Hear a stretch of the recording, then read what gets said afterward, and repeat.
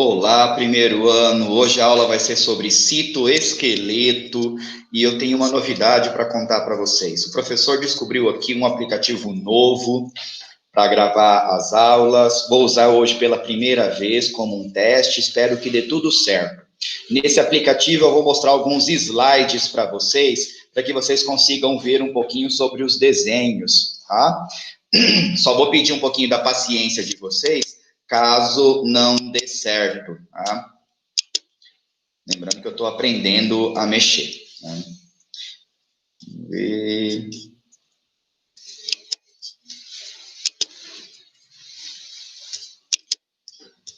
Vamos lá, começando a nossa aula aqui com o citoplasma, citoesqueleto. Infelizmente, essa faixazinha vai ficar aqui embaixo, tá? Mas não tem problema, não.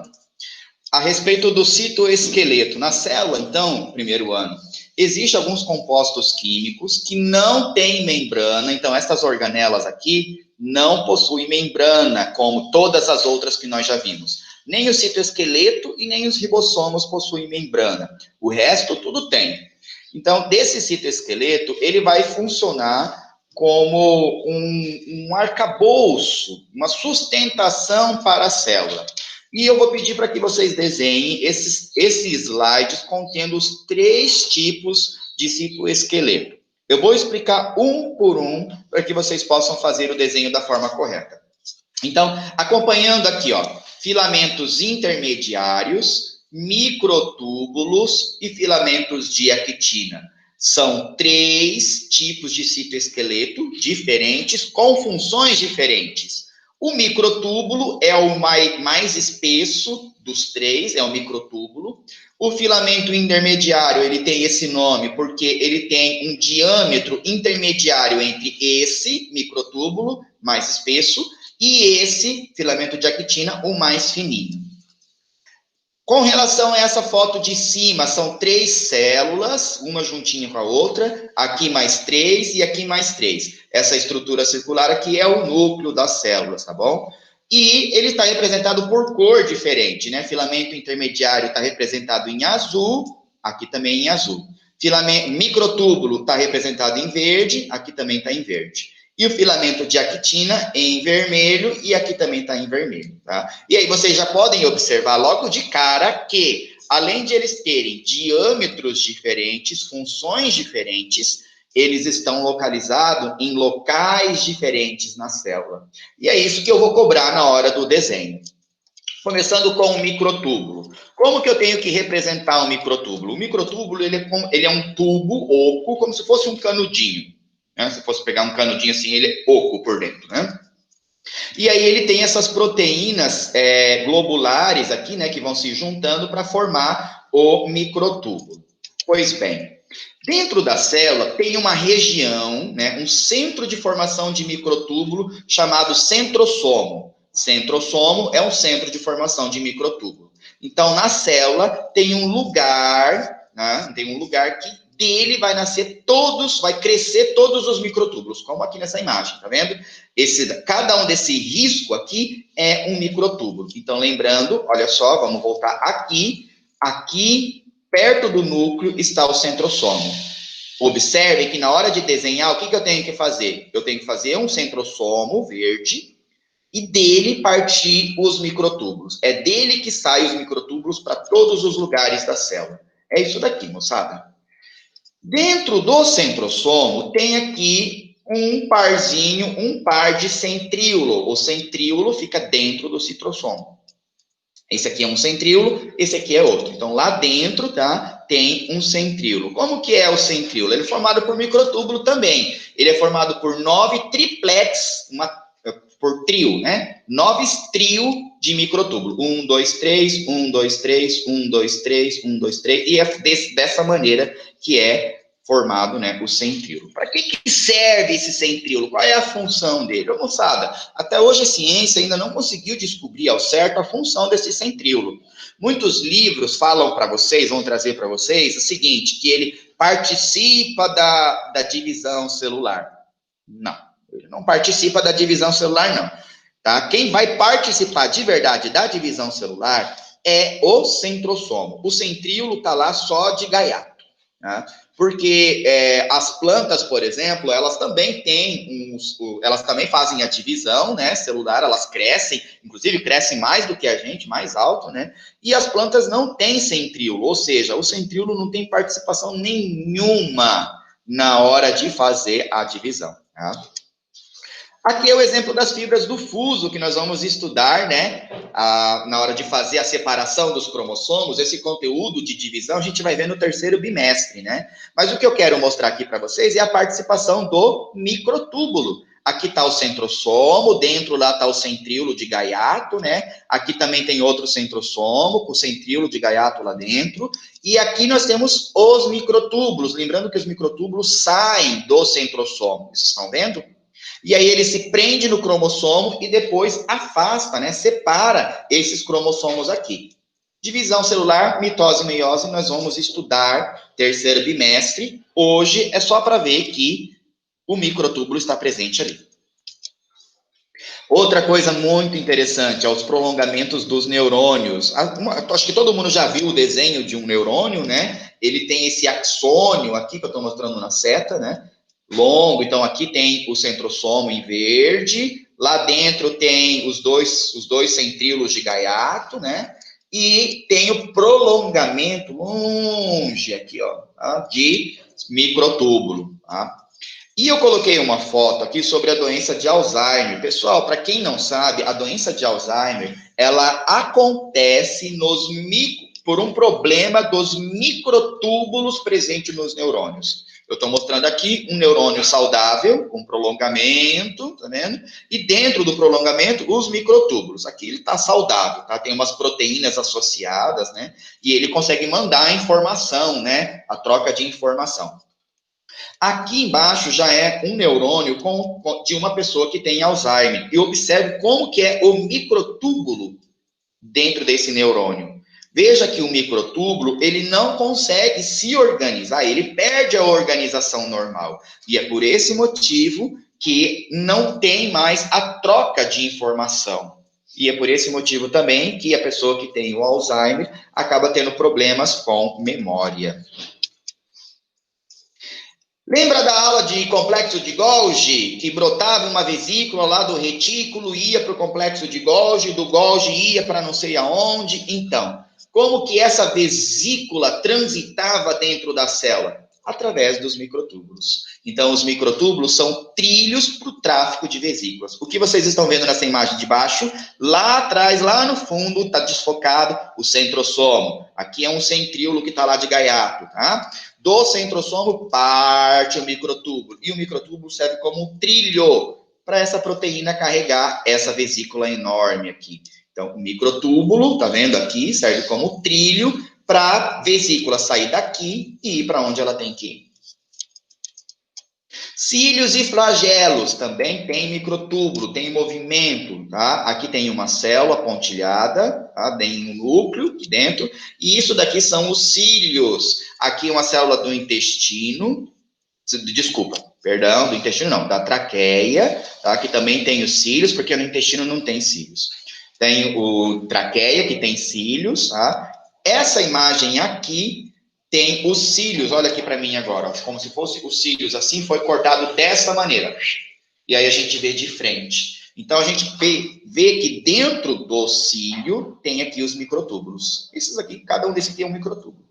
E essa imagem de baixo é um corte diferente. Tem os cílios dessa maneira, aí o corte foi feito assim, ó, de comprido.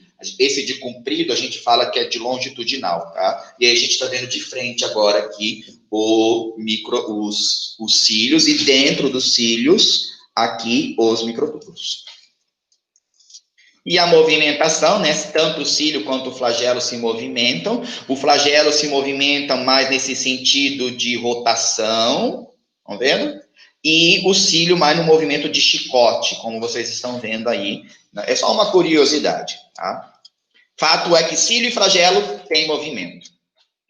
Bora lá para o filamento intermediário agora. O filamento intermediário, ele é diferente, ele não é oco como o microtúbulo, e ele tem um formato como se fosse de uma corda. Sabe aquela corda de laçar boi? que é um monte de fiozinho, todos entrelaçados. Então, é mais ou menos daquele jeito que o filamento intermediário é. Então, olha só, o filamento intermediário, ele tem o aspecto de corda aqui, e olha aonde é que ele está presente. Ele se liga, juntando, grudando uma célula com a outra. Tá vendo? Juntou uma célula com a outra. Aqui em cima, de novo. Tá? Um dos filamentos intermediários tem a proteína chamada queratina, tá? Aqui vocês podem observar, olha como tem o filamento intermediário ligando uma célula na outra aqui. E aí, quando a gente estica a nossa pele, como aqui, por exemplo, né? A gente está puxando, quando estica a nossa pele, é isso daqui que acontece. Cadê a seta? É isso aqui que acontece. Os filamentos intermediários não deixam as células se estourarem, se separarem uma das outras. Se não tivesse esses filamentos intermediários, como aqui, por exemplo, na hora de tomar um banho, na hora que você deu um raspão, por exemplo, na parede ali, ou puxou a pele, aconteceria isso, ó. As células se romperiam, né? Então, o filamento intermediário, ele junta uma célula na outra. E aqui está mostrando uma doença, né? Uma pessoa que tem um defeito nessa queratina, a doença chamada de epidermólise bolhosa simples. E o que vocês estão vendo aqui é que aqui seria uma pele normal, né? E aqui a pele contendo a falha, o defeito, né? Nesses filamentos intermediários. E aqui você tem um desenho, né? Mostrando o rompimento. Ela acaba se rompendo. É o que acontece aqui, ó. Tá? É uma doença chamada epidermólise bolhosa simples. A pessoa não consegue produzir, né, um defeito nesse filamento intermediário, para você ver como ele é importante. E para finalizar o filamento intermediário, nós vimos no envoltório nuclear a lâmina nuclear, né? Lembra lá que tem a membrana externa com ribossomo aderido, a membrana interna que tem a lâmina nuclear que ancora o DNA? Pois bem, essa lâmina nuclear é um filamento intermediário. O filamento intermediário ancora o cromossomo, o DNA, as fitinhas de DNA, ali dentro do núcleo. O último citoesqueleto, o filamento de actina, ele é o mais fininho de todos, também produzido por proteínas globulares, né? Lembrando que nenhum desses citoesqueletos possui membrana, tá, pessoal? Vamos olhar agora ele aqui, filamento de actina, é o menorzinho, é o mais fininho. E olha onde o filamento de actina está presente. Pro lado de dentro da célula, lógico, né? Nenhum deles está fora da célula, tá, pessoal? Só que ele está encostado na membrana plasmática, pro lado de dentro. Os livros trazem essa região como córtex, encostado na membrana plasmática pro lado de dentro. Isso daqui que vocês estão vendo são prolongamentos da membrana plasmática. A membrana plasmática faz isso. Não. Tá? E aqui dentro está o citoplasma. Dentro aqui dessas microvilosidades está o citoplasma. E todo ele é preenchido pelo filamento de actina. Então, na hora de fazer o desenho, tem que se atentar a isso. Observe que esse não tem os filamentos ali dentro, né, da microvilosidade. A microvilosidade é importante porque aumenta a quantidade de membrana para fazer a absorção. Essas células são do intestino e elas absorvem os nutrientes. É uma especialidade, tá? Então, filamentos de actina, os prolongamentos da membrana plasmática, né? Acontece como? Acontece com o filamento de actina. O filamento de actina empurra a membrana para cima, só que daí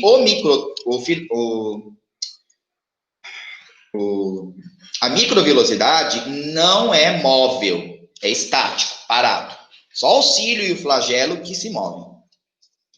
Continuando, nós vimos lá, né, na aula de lisossomos, pinocitose. Como que acontece a invaginação da membrana na pinocitose? Olha o filamento de actina atuando aqui. Sim, senhores, o filamento de actina acaba empurrando isso daqui para formar a vesícula para se destacar da membrana plasmática, tá? Pinocitose tem a presença do filamento de actina.